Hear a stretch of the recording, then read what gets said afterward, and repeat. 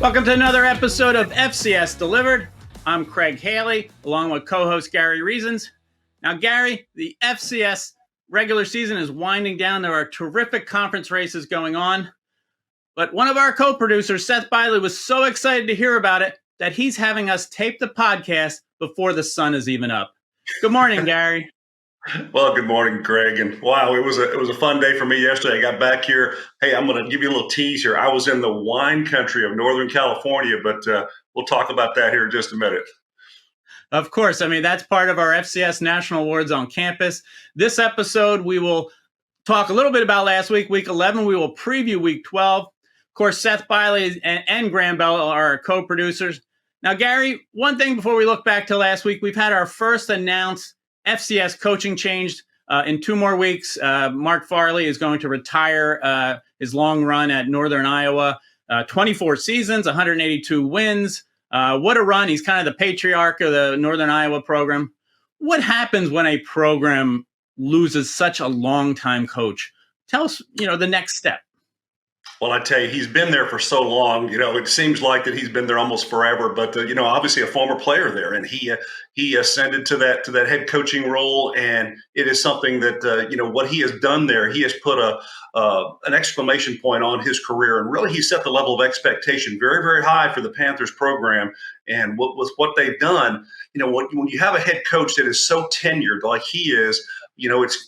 You don't want to change things too much. I would expect that they might try to get some coaching candidates that possibly could be former players to come back in there and pick right up where what Mark Farley has put together there, because it is a program that is very tradition laden, and also it's very, very structured. So it's not something they have to fix a lot of things. They've got a good program there. So that's what happens, Craig. When you have teams that change head coaches, it depends on the status of the program with kind of where you're looking for your next head coaching candidate. So they may look from within, they may look for a side. And I was with a head coach just recently that had a great start in Northern California. There's a little tease there, and I'll talk a little bit more about that here soon.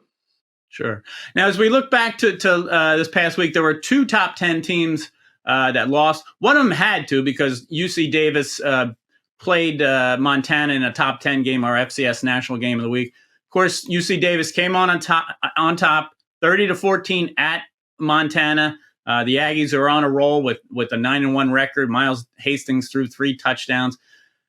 Another game, Southeast Missouri at number 6 lost to Lindenwood. A lot of us didn't see that happening. 24-12, great game there in the Big South OVC. But what kind of impact did all this have on our top 25 poll? Well, it kind of shook up the top. Go ahead.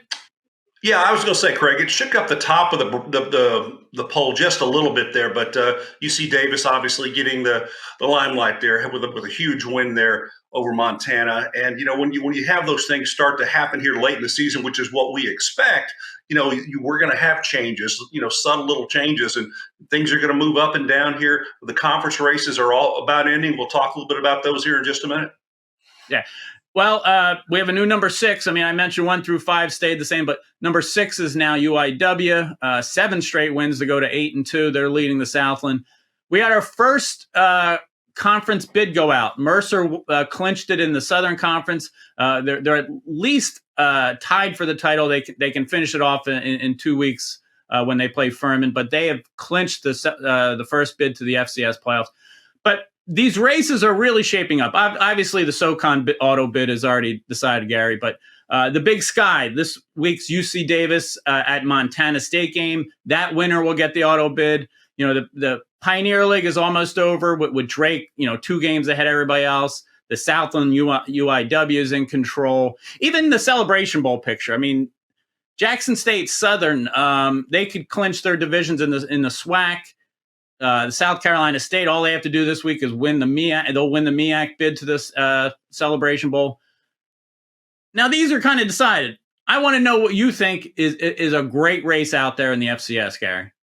Well, there's a couple of them. Let's start with the UAC, Craig, because there's a potential 3 teams that could be potential playoff bids. This is kind of a chaotic thing here. We have to start looking at Abilene Christian, Tarleton, and Eastern Kentucky. All 3 of those teams are still very much in the mix here for this conference championship. But I think in the driver's seat is ACU, Abilene Christian, and that's going to be interesting. They and Tarleton have a big one this weekend, so we'll know more soon. But it's a good race out there, the UAC and then the Patriot League. Craig, you know a lot about those guys up there, and talk about that Patriot League for us. Well, Holy Cross has won the last 5 years, at least a share of the title. That's a record. They're looking to make it 6. But the bid to the playoffs, the automatic bid, is a little more wide open because there's been 2 surprises. Lehigh and Bucknell are also tied with Holy Cross. They're all 3-1 in conference play. Holy Cross lost to Lehigh. Lehigh lost to Bucknell. This week, Holy Cross hosts Bucknell. So there's a little bit of chaos that's going on. I mean, Bucknell's the only one who controls its fate. They have to win their final 2 games. They also, would have another game coming up. They would play Colgate in the last game of the year. So I just think that's a fun race, Gary, especially when you have surprises. Lehigh and Bucknell have bounced back this year, doing a great job. The UAC that you mentioned, Abilene can make it easy if they win at Tarleton, but I think Tarleton at home is probably a little bit of a favor here. That's when the chaos comes in because Central Arkansas will play Tarleton the last week. Central Arkansas is kind of taking a step back, probably won't be in the playoffs, but they could really spoil it a little bit for the auto bid with Tarleton. That's a great race. I'm glad you pointed out that one. But I'm going to give you one more, Gary. The biggest one of all with contenders, CAA football. Almost like everybody's in contention. Tell us about it. Well, it is. There's a bunch of teams that are there, and it's really interesting. Richmond, obviously, the Spiders, they've done a pretty good job of what they've been able to navigate so far. They're 6-0 in conference play. It's there for them for the taking. But, it's not done yet because Rhode Island and Villanova, Stony Brook, those guys all have a chance. So there's a lot of possibilities there. And, it's going to come down to the last couple of weeks here to see who beats who and where and when to determine that champion in the CAA this year. It's not a clear-cut one team is right there at the top. Yeah, I mean, you mentioned Richmond. I mean, they play Hampton this week. Then they host William & Mary to finish their season. Now, that's a rivalry game. So, last year it came down to a 1-point difference, and they're just close. Obviously, Richmond is in control here for the auto bid. But, the 4 teams you mentioned, I mean, Delaware's ineligible for the title, but their games count in the standings. They're tied with Villanova, Stony Brook, Rhode Island, which Delaware just beat. They're all 1 game back at Richmond. Now, there is a caveat to this whole scenario, Gary. It's the largest conference in FCS history, the CAA, 16 teams this year. Next year, it'll be down to 14. But in the preseason, the coaches decided because Delaware is above scholarship limits for the FCS level as they transition to the FBS, that a loss to them won't negate hurt a team in the mix in the end. In this scenario, Gary, let's say Richmond goes 8-0. Rhode Island finishes 7-1. Rhode Island's only loss would be to Delaware. Richmond gets the auto bid for having the better record, but Rhode Island would be declared a co-champion because their 1 loss is to the team that's above scholarship scenario. So it's a great race overall. I think there's others out there, but would you agree these are the 3 best, the UAC, the Patriot, and the CAA? Yeah, those are the ones that we're watching specifically because they're just very much – there's a lot of things that can still happen in those conferences, Craig. So a couple of the other conferences, it's pretty cut and dry that we've talked about already, that it's a matter of just put a cherry on top of it. So it's coming into shape here, but we've got a couple of weeks left here in this season, and it's gonna come down in some cases to the end. Yeah, certainly. Now, we mentioned Mercer, already being in the playoffs. In the UAC, Abilene and Tarleton, this would be their first playoff bids if they get in. So I think that's always a thrill when that happens. So that's another thing to look forward to, those first-time qualifiers for the FCS playoffs. recent years, there's been like 2, 3 every year. So those ones are certainly possibilities. Now, Gary, we are going to take a break from FCS Delivered. And when we come back, we're going to visit with FCS National Awards on campus and your trip this week to California.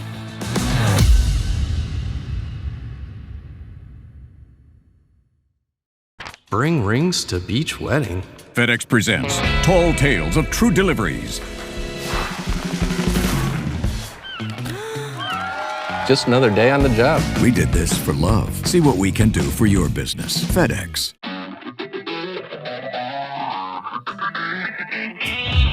Welcome back to FCS Delivered. I'm Craig Haley, Gary Reasons.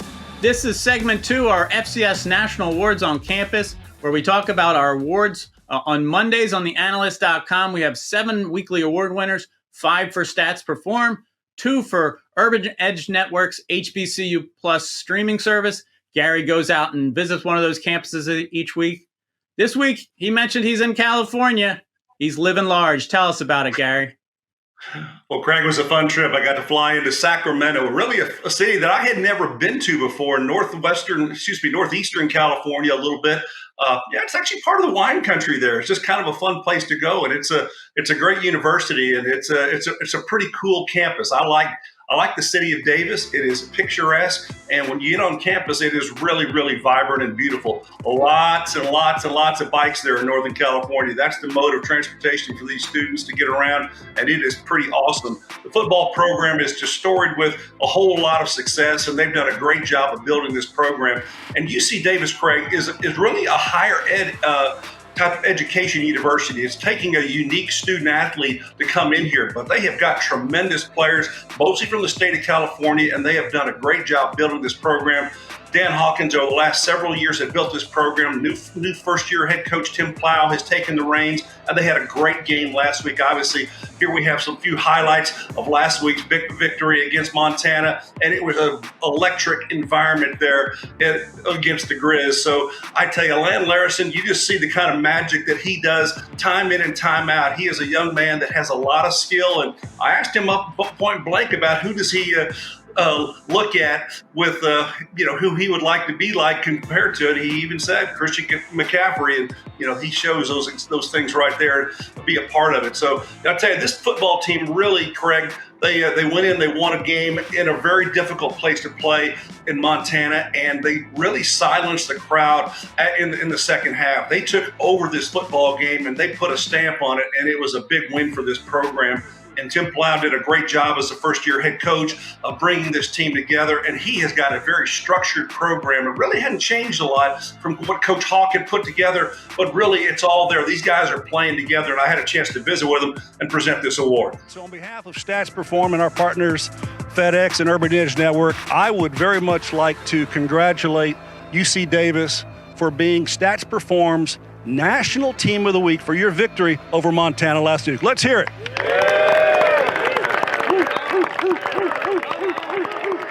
Craig, a great bunch of guys and really a great program. Their facilities are fantastic, and so everything is going the way of Davis here with a great visit there. They've got a huge game this week, and you know that. We'll talk about that here in a little while, but it's a fun program to kind of get behind, and you kind of see this is one of these programs that you really wouldn't expect to be an elite program, but they are, and I think that Coach Plow has done a nice job of positioning them this season. His first year as a head coach at the FCS level. He's been a coordinator for many years, and he's also was at Cal just previously last year working with their offense. And so they went out and they got him when Coach Hawk decided to announce his retirement from the Aggies, and so they brought Coach Plow in, and it's worked, paid off great dividends. It's just a team they're not trying to rebuild there at all. A very, very structured program, and I was very pleased to see that and how they do things. And thank you I wanted to talk about David Collins, and their athletic director for communications, and he is a great communicator of their program and what they do, and he does a great job weekly. He and his team and staff, they put together everything, and I get all the communications from Davis on a weekly basis, and it is superb, the information that they put out. So congratulations to them, and thank you for hosting us there on campus. It was a great visit, Craig. Well, the highlights of that game, Gary, just show you what a talented team this is. One-handed catches, jumping over players, and just, going into Missoula and winning by 16, 30-14, as we mentioned earlier. Unbelievable. Now you mentioned Dan Hawkins. Obviously, he was our 2018 Eddie Robinson Award winner. They won a share of the Big Sky title that year, UC Davis. They're only one. Yeah. Now they're going for the title here. Tim Plow, came back, had coached under Coach Hawkins. Just tell us a little bit more on how he's put his stamp on the program in his return. You mentioned they've kind of continued a lot of the same things as well. Yeah, they really have. And Tim has got a really good offensive mind. Obviously offensive coordinator for many years, and he's done that in several places, and even at UC Davis previously. But now he's got an exceptional quarterback in Miles Hastings, and he is really setting the FCS on fire, passing for over 300 yards a game, only 6 interceptions on the year, over the first 11 weeks. So it's impressive what Miles has done. He and the receivers there. Obviously, you put in Lan Larson with what he's able to do. Craig, he is going to possibly amass over 2,000 scrimmage yards as a receiver and as a running back. He's already got over 1,000 yards rushing on the season, and he's got over 500 yards receiving. So almost 2,000 yards in the making right there from scrimmage. That's not an easy feat to do. And he is a tremendous athlete and someone that's really fun to watch, and very much Christian McCaffrey-esque type of a player. So don't really shy away from those type of comparisons, because Lan Larson is really special. Every team needs a Lan Larson.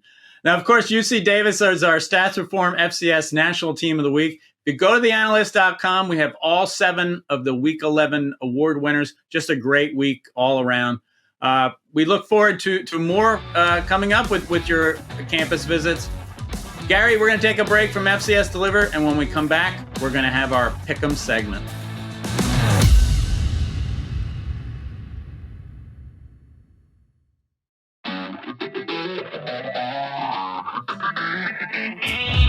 Welcome back to FCS Delivered, our Week 12 Pick'em segment. Gary Reasons and I, Craig Haley. Now, Gary, unbelievable here. UC Davis was in last week's National Game of the Week, going to Montana. They win FCS National Team of the Week, and they're back in the Stats Perform FCS National Game of the Week. This time they're hosting Montana State. It's 2 versus 4, 8 p.m. Eastern Saturday on ESPN+. This is for at least the share of the Big Sky title, and definitely the conference's bid to the FCS playoffs. What do you think of this matchup, Gary? Well, this is definitely your sit down with a big double bucket of popcorn game, because this is going to be a fun ball game. You got a couple of programs that are really, really very well coached. They're very structured, and I love this matchup because I tell you what, when you take a team from Montana State and what they have been able to do there with under Coach Vegan, and then you have them now with the first-year head coach Tim Plow at UC Davis and what they're putting together, it's really going to be fun. So you got 2 quarterbacks in this game, Craig, that I think we got to watch. We talked a little bit about Miles Hastings and what he's done over the course of his seasons, but what about our Eddie Robinson Award? Our Doris Robinson Award winner from a year ago, a young man from there, Tommy Millott, and he is having an outstanding season as well. He leads that team, and he is the grit of that team. And so when you start talking, Montana State, you've got to talk about him and really how he leads that football team. I think this is going to be one of these games that goes back and forth, and really it's going to be a fun ball game. I got to give the nod, though, to Davis, because they're big, they're powerful, they're at home, and they're doing it on both sides of the ball. And I like what they're doing out there, but this is going to be one heck of a game, Craig. You have to pick your poison when you're on defense and facing Montana State. I mean, they're the number 1 rushing offense in the nation. They've been this way for a while now under Coach Vegan. Tommy Millott, you mentioned, he can run the ball. And then you have 3 different running backs that just rack up yards. Scottree Humphreys over 1,000 yards. Adam Jones has been lights out as a freshman. Julius Davis has come back from injury and is refreshed. I think that's the key here, whether UC Davis can slow down this Bobcats running attack. You mentioned, everything about Tommy Millott. But you know what? As we're talking here, it dawns on me, Tommy Millott, Lan Larson, Miles Hastings. You can make a case for Big Sky Offensive Player of the Year for all three of them. This game may decide it, who stands out, and they're just all been exceptional. So I just think it's a great game all around. I'm going to go with Montana State. I'm thinking you're picking UC Davis. Well, I like the flavor they're out there. It's wine country, Craig. You know, you can't go against wine country, and I might have a little sip of glass there as I watch that ball game. Tremendous. All right. Well, you mentioned what a great matchup. You know, Miles Hastings and Tommy Mellott. I've got another game for you with just an outrageously good quarterback duo. Jacob Clark, Missouri State. They're 6-0 coming to the Fargo Dome against number 1 North Dakota State, who's also 6-0 in the Missouri Valley Conference. Of course, they have Cam Miller behind center. So it's Jacob Clark versus Cam Miller, and just maybe even the best quarterback matchup of the year. Who do you like in this game? It is going to be a fun matchup. Both offenses they're doing well, Craig, and you talk about that, their quarterback play. Both teams, they really have that. You know, I've got to go with the home team. And we've talked about North Dakota State here from the start of the season, kind of where they wanted to get back to real prominence. That is going to be at the top of the FCS rankings. And I think that North Dakota State is really on a trajectory here. I give them the nod at home. It's tough to go into the Fargo Dome and win. And, it seems like the Bison have been on another level. Obviously, they're the number 1 team. They've only lost to Colorado. I agree. I'm going to go with the Bison at home. Just a fun game all around in the Missouri Valley Conference. We talked earlier about Abilene Christian going to Tarleton State. Abilene can clinch a playoff bid. Tarleton can take the driver's seat if they win in the UAC. I think it could go either way. Who do you like? Well, the ball's going to be in the air just a little bit here in this ball game. And I think that Abilene Christian has the guy. McIver's done a great job at the quarterback spot there for them. He's brought them back, and he's made plays for them. I like Abilene Christian in this one, and I think I'm going to give them the nod. Sure. I'm going to go with Tarleton at home. I love the environment at their games. You know, they fill the stadium. This is probably their biggest game on the Division I level, and they've had a great 5 seasons since they moved up. So I'm going to go with the Texans at home, but it really should come down to the end. You mentioned Maverick McIver. He's just lights out this year for Abilene Christian. Now, obviously, we have some other games in the pick'em. You and I both like UIW to win at Stephen F. Austin and clinch the Southland title and bid. I think we both like Richmond winning at Hampton. I know we have a difference here. In the CAA, Stony Brook is going to New Hampshire, which is also trying to get into the playoffs in that crowded field. New Hampshire and William & Mary are both 6-4, so it's a really deep field. Who do you like here in this CAA matchup? You know, Craig, I'm going to go with Stony Brook, and really nothing more than I like their name. You know, I got to find something. You know, there's 2 teams. I think they're fairly similar in style and what they're about as far as both of their programs. But I'm going to pick Stony Brook here in this one, and let's see if I got it right. The Seawolves, they rock. I'm going to go with the Wildcats, though. New Hampshire at home. They seem to be at another level when they get to November and playing at home. So I think that's a fun game all around. Last game, Sacred Heart at Merrimack. These are the 2 independent programs this year. They left the NEC after last season. I think it's a fun game. Who do you like? Yeah, I think we're both going the same way here with Merrimack. Just feel like it's an odds-on favorite, just a home ball game, and win at home and have a great one. Well, I tell you, these games are great. We're going into week 12. I'm pretty sure Terrell Owens is going to join you on your couch with his bucket of popcorn to watch the games. I'll take it. Come on, let's have him over. Let's go. Well, he's from Chattanooga. He's FCS royalty, just like you are, Gary. So, yes, we thank everybody for tuning into this week's FCS Delivered. We're headed into the final 2 full weeks of the regular season. Conference titles, postseason bids, all on the line. We hope you enjoy, and we thank you for tuning in to FCS Delivered.